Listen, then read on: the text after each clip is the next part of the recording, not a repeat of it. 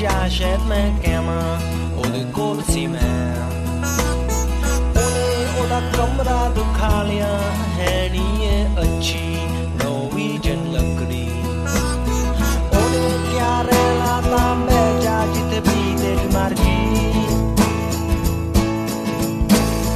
ਮੈਂ ਆਲੇ ਦੁਆਲੇ ਦੇਖਿਆ ਕੋਈ ਉੱਥੇ ਕੁਰਸੀ ਨਹੀਂ ਸੀ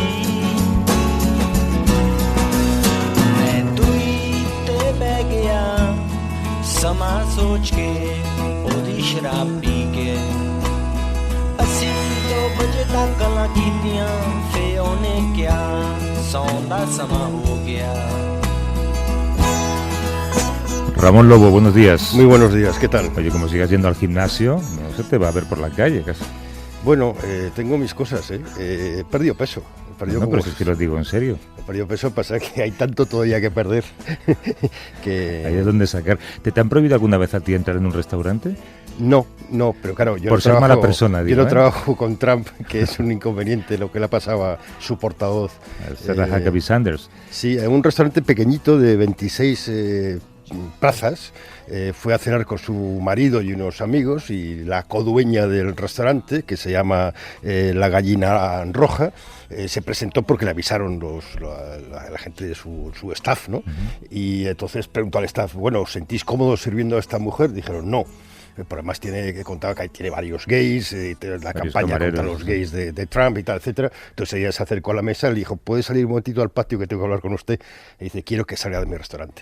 Y le dijo, ¿y por qué? Dice, porque aquí tenemos unos estándares morales a los que tenemos que ajustarnos, ¿no? Y la portavoz se ofreció a pagar lo que habían tomado, que era el aperitivo, y ella dijo que no. Y entonces hoy en la prensa americana todo el mundo habla de esto y bueno, por supuesto la prensa conservadora está dando caña al restaurante que supongo que ahora se llenará de peticiones. Yo pido ya ir a comer ahí. Claro, hay que decir que es un sitio muy pequeñito, de 6 o 7.000 habitantes, que votó mayoritariamente demócrata en un estado que votó mayoritariamente republicano, con lo cual están ahí como aguantando el fuerte, como quien dice, ¿no? Sí. Oye, nos ocupamos poco de Nicaragua. Ramón, sabes que ha habido 2 nuevas víctimas entre estudiantes, también un bebé de un año. De 15 meses, sí. Una bala perdida le ha matado. Sí, y después Masaya, que es la ciudad símbolo del sandinismo donde empezó la revolución contra Somoza, está levantada contra Ortega. Lo que es curioso es que hay mucho más sandinismo en la rebelión contra Ortega y su mujer Rosario que entre Rosario y Ortega, que representan un poco casi una especie de copia mala de Somoza. Es curioso cómo las dictaduras, cómo las revoluciones a veces envejecen tan mal. A ver si la semana que viene regresamos a Nicaragua, que hace tiempo que no hablamos de ello. Venga, empezamos. Ayer Pedro Sánchez se reunió en París con el presidente francés, con Emmanuel Macron, y su próxima cita europea será esta semana, con motivo de la cumbre sobre inmigración que va a tener lugar en Bruselas los días 28 y 29. Hoy se celebra también en Bruselas una mini cumbre para tratar de desbloquear la reforma del sistema común de asilo. Es una reunión polémica, ¿no, Ramón? Sí, la ha convocado Juncker. En realidad no se sabe bien para qué va a servir, pero eso ocurre en casi todas las cumbres europeas, en las minicumbres. Luego todo se resuelve en el último minuto.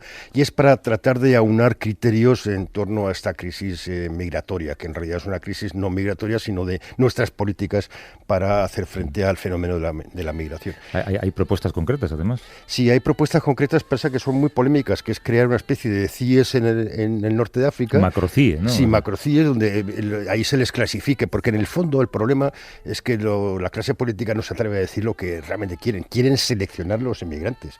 Necesitamos informáticos indios, necesitamos no sé qué, granjeros de Senegal, pero no necesitamos de otro. Entonces, claro, esto viola de alguna forma las leyes también internacionales, crear ese tipo de macro-CIES, no sé si quieren crearlo en Libia, donde los quieren crear.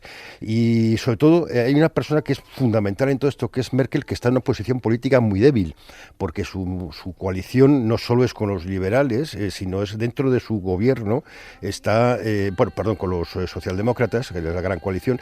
En su gobierno se forman 2 partidos conservadores, los bávaros, que son los socialcristianos, que son más conservadores que la Unión Cristiano-Demócrata. Y los bávaros tienen el ministro del Interior y han amenazado con cerrar la frontera si no hay un cambio de política allá. O sea que no sé si Merkel, incluso el gobierno, podría estar en peligro.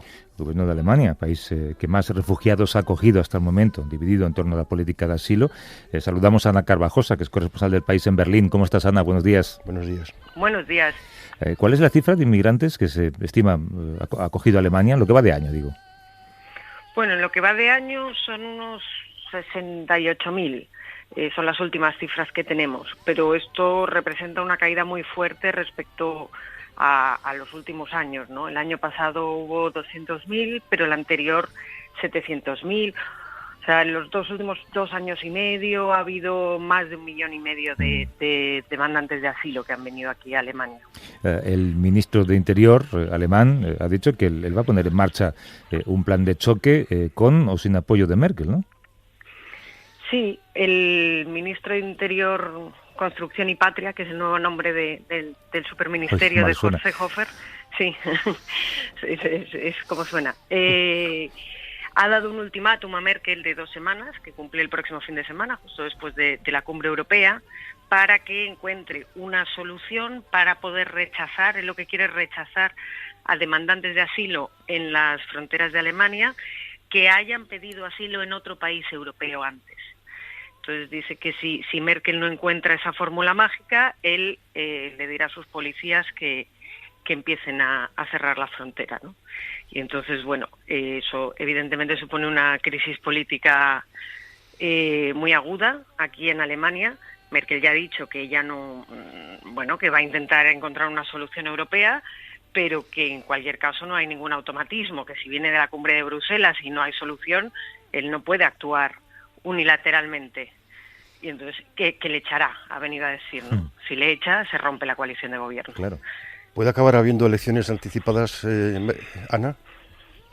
Puede. No, o sea, ahora mismo Merkel es la reina de las soluciones pactadas y es muy hábil, ¿no? Siempre para encontrar soluciones. Lo que pasa que es cierto que está muy debilitada y que la gravedad de esta crisis dentro de la Unión, o sea, dentro del bloque conservador, no se había vivido en 70 años.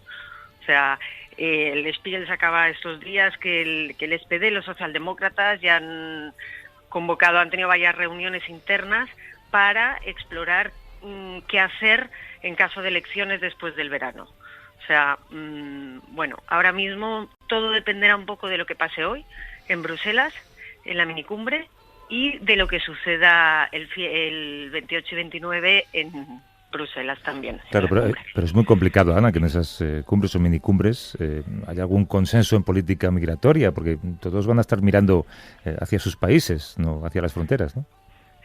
Sí, lo que pasa es que, o sea, Merkel en realidad no necesita tanto un acuerdo global de todos los miembros de la UE, que ya está claro que en una semana no se va a reformar Dublín, que es el sistema que organiza dónde se solicita asilo y qué país es responsable del demandante y tal, sobre todo porque además el bloque de los países del este no quiere saber nada de esto. O sea, Merkel lo que está buscando ahora es acuerdos bilaterales que le permitan salvar la cara con Seehofer. Es decir, por ejemplo, pactar con Italia, que lo tiene crudo, por cierto, que las personas que hayan solicitado asilo en Italia y lleguen a la frontera alemana puedan ser devueltas rápidamente a Italia. No tengan que venir a Alemania y pasar por todo un proceso que dura meses y a veces años y luego no vuelven porque desaparecen. Entonces, agilizar esos trámites. Yeah. Entonces, Merkel aspira a firmar una serie de contratos de pactos bilaterales con Francia, con Italia, con Grecia, con Austria, con España, para poderle decir a Seehofer, mira, no hagas esta ilegalidad que quieres hacer de poner a tus policías en la frontera porque esto nos rompe Schengen, nos rompe la libre circulación, sino yo lo voy a hacer, pero lo voy a hacer bien, legalmente. Yeah. Déjame a mí. Entonces esto es un poco el plan. Es que buena suerte consiguiendo ese acuerdo con Italia, con el gobierno que hay ahora. Ana Carvajosa, corresponsal del País en Berlín. Gracias por estar con nosotros un ratito, Ana. Un beso. Muchas gracias. Un beso, chao. Hasta luego. They stood in fear.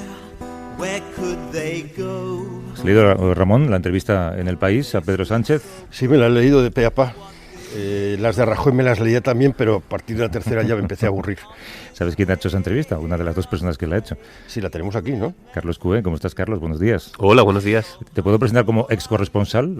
Sí, eso o ya te lo has sacudido. No, eso da mucho caché y además viniendo de ti creo que siempre seremos ex corresponsales. Has pasado casi 3 años en Buenos Aires, has regresado hace mes y pico.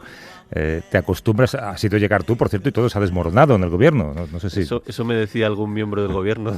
Nos has traído algún exministro de Rajoy. Cuando me vio dice, pero ¿por qué has vuelto? Nos has traído gafe. Yo no tengo nada que ver con todo lo que ha pasado, pero la verdad es que como periodista he disfrutado muchísimo de estar aquí. ¿Estuviste en Moncloa ayer? ¿Fue la entrevista? El viernes. El viernes Justo después del Consejo de Ministros. Queríamos que nos contaras un poco, si te digo la verdad, la trastienda de la entrevista.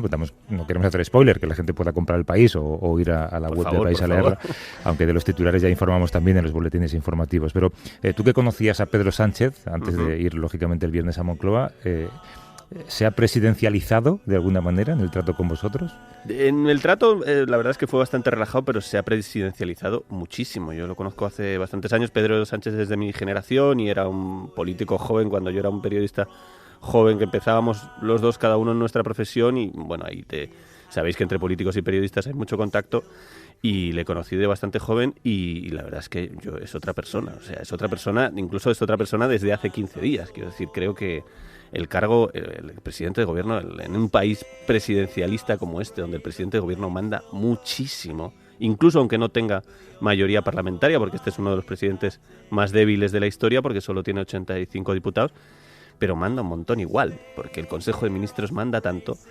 Y yo vi a otra persona, a mí me sorprendió muchísimo, lo estoy comentando con la gente después de la entrevista y me pregunta qué tal, y a mí es otro Pedro Sánchez, es otra persona. Quieres decir que le faltan 15 días para tener canas como Obama, ¿no? Sí, o para tener el síndrome de la Moncloa, ¿no? Ya veremos, pero sí que lo que sí que tengo la sensación, después de estuvimos bastante rato en la entrevista y después de la entrevista, es que es una persona que obviamente se ha preparado mentalmente para este momento durante mucho tiempo, porque lo ha buscado probablemente con más ansiedad que muchos otros, porque lo echaron de su partido y volvió. Es el único que creía que podía hacerlo, ¿no? Hay un momento que le preguntamos incluso eso, ¿no? ¿Era usted la única persona que creía en esto, ¿no? Porque realmente no hay precedentes, no hay precedentes de llegar a moción de censura, pero no hay precedentes de un político al que le echan de la dirección de su partido, vuelve y acaba volviendo y siendo presidente del gobierno, ¿no? Todo es un periplo tan raro que es un personaje curioso. Son muchas cosas para las que es la primera vez. Me acuerdo cuando juró el cargo, decíamos, es la primera vez que tenemos un presidente que habla idiomas, y es la primera vez, yo creo que es un presidente que la primera manera de definirse, cuando le preguntas, ¿usted qué es? No dice socialista, dice europeísta. Aquí hablamos mucho de política, hablamos solo de política internacional. Supongo que es un gusto poder hablar con él de lo que nos corresponde en el mundo, ¿no? Que no estamos solos. Yo creo que yo creo que es una cuestión generacional también. Creo que no es Pedro Sánchez, creo que es la generación política de Pedro Sánchez, es así. Los dirigentes políticos, por ejemplo Eduardo Madina, que compitió con él, también vienen, pero porque se han formado en el europeísmo y se han formado muchos de ellos incluso en las instituciones europeas, porque lo que ha pasado en los partidos grandes, el PP y el PSOE, es que en esos años mandaban a sus políticos más jóvenes a formarse a las instituciones europeas, a las estructuras de asesores. Casi todos ellos han sido pues eso, no parlamentarios, sino casi sobre todo asesores. Han estado en Bruselas. Él ha crecido políticamente con Carlos Bestendorf. Con Carlos Bestendorf. Estuvo en Bosnia, pero... Y hay un detalle en Bosnia que es fundamental para entender cómo es él, que se subía al monte Trevis todo el rato con los guardias civiles de la misión.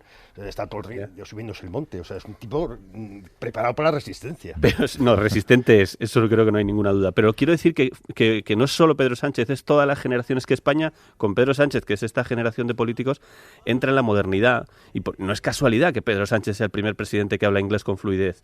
Quiero decir que si ahora mismo en el PP gana Soraya Sáenz de Santa María, probablemente va a pasar lo mismo. Es que viene una generación de españoles, que es esta generación, la de Sánchez, que Europa y el inglés y los idiomas y viajar y haber vivido fuera es lo normal. Lo anormal era lo que teníamos antes. Lo anormal era una generación de políticos que habían vivido siempre aquí dentro, que nunca habían tenido experiencias internacionales, que bueno, como Rajoy, como incluso el propio Zapatero, que eran políticos muy españoles, por decirlo así, muy locales, muy de aquí dentro.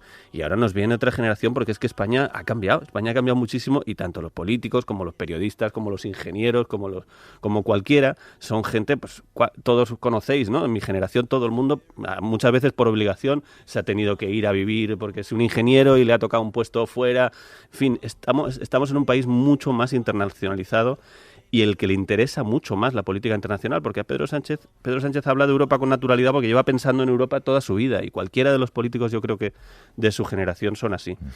Danos alguna basurilla de la trastienda de la Moncloa. ¿Ha cambiado las cortinas como Trump y las ha puesto doradas o algo así? Ha cambiado, lleva muy poquito, y además que ha sido todo una locura, porque normalmente los políticos tienen como 2 meses para pensarse las cosas, pero este ha tenido unas horas. Ha cambiado un poquito, ha puesto cactus. Decía, es que Rajoy, yo estaba en ese despacho cuando estaba Rajoy, y es un despacho que si la gente lo viera no daría crédito. Es muy desangelado, ¿no? Es un despacho de una frialdad increíble, todo moderno, como esta cosa tan española que tenemos nosotros, ¿no? Austero, de demostrar que somos modernos. Que somos austeros, somos modernos, pero tan austero y tan moderno que yo he estado en muchos despachos de presidentes, bueno, no os cuento los latinoamericanos que Ramón conoce bien.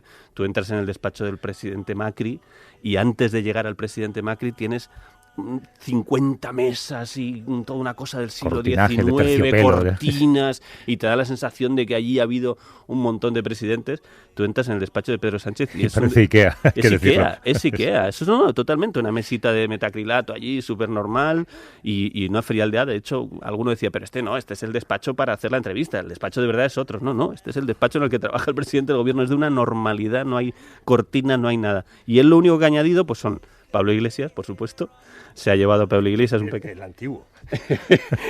Efectivamente, ¿no? El nuevo va a ir bastante por allí. Parece que estabas sugiriendo que lo ha colgado de la pared a Pablo Iglesias. Sí, no, pero el nuevo me parece que las cosas han cambiado bastante. Estuvo hace poco y me parece que la relación entre Pablo Iglesias y Pedro Sánchez ha cambiado bastante. Pero el otro, el del PSOE, el padre lo tienen en una pequeña estatua, así un pequeño busto, y luego se ha llevado tiene obsesión por los Quijotes, tiene varios Quijotes, pero luego se ha llevado un par de cactus para darle un poco de vida a este despacho tan frío. Tampoco es la planta que da más calidez. No hay que cuidarla mucho tampoco. Sí, pero sugiere otra cosa a los invitados. Para un resistente no está mal, es verdad, Ramón. Gracias por acercarte a esta hora de la mañana, Carlos. Suerte en tu nuevo trabajo y en tu nueva categoría de ex corresponsal, ahora cronista político, y la entrevista completa en El País. Un abrazo, Carlos. Gracias, hasta luego. Y Ramón Lobo, hasta la semana que viene. Me voy al gimnasio. Where are